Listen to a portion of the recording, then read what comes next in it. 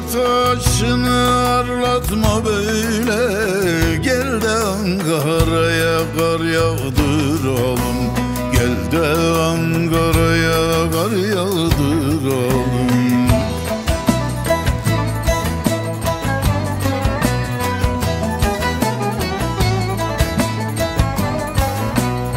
Gönlümün telini oynatma böyle.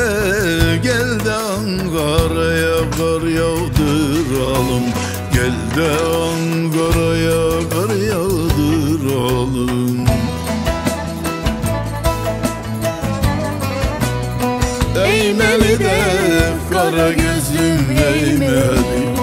Sevdiğim yar Ankara'yı değmeli.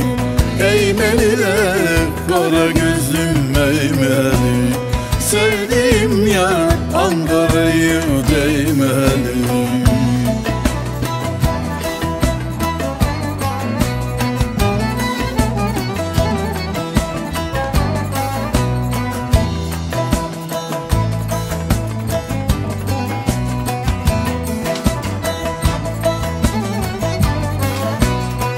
İçimdeki alev yangını geçti. Başımdaki sevda dengimi geçti. Başımdaki sevda dengimi geçti.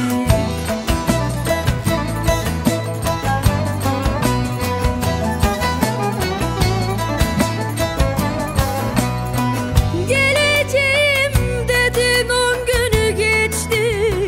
Gel de Ankara'ya kar yağdıralım. Gel de Ankara'ya kar yağdıralım.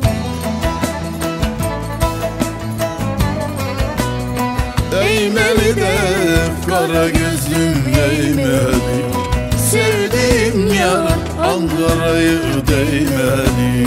Eğmeli de kara gözlüm eğmeli. Sevdiğim yar Ankara'yı